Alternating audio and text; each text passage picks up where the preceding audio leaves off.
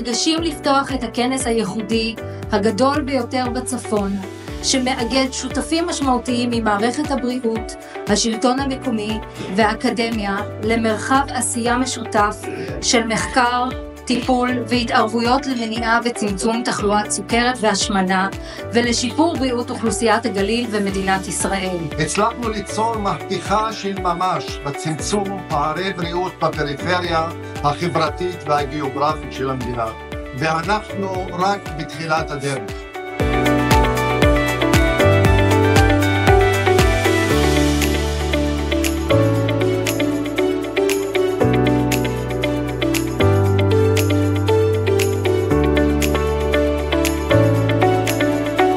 תוכנית ספירה היא תוכנית שהיא בעצם ממוקמת באזור הגליל, שתפקידה לצמצם פערים בכל נושא הבריאות, ואני חושב כחבר הכנסת, כחבר בוועדת הבריאות, את הפרויקט הזה צריך להפוך אותו לפרויקט לאומי, שיהיה באחריות הממשלה, לטפל בכל החולים לצמצם פערים בבריאות בכל הארץ.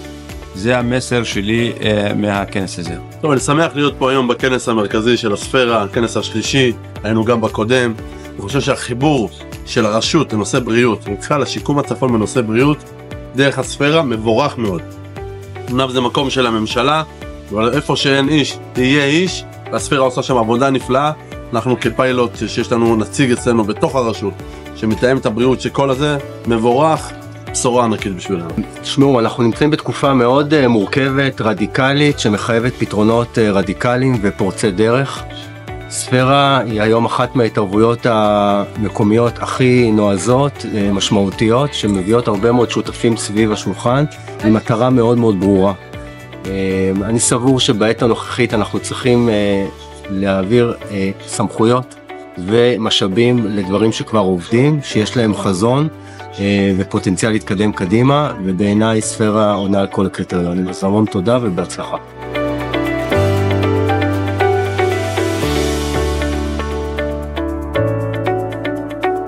ואני מאוד מאוד שמח שהתחייבנו לכך ושאנחנו רואים את התוצרים, רואים את התוצאות. תהליכים זה לא מספיק, צריך לחתור לתוצאות. מדובר בכנס ייחודי שאין כמותו במדינה.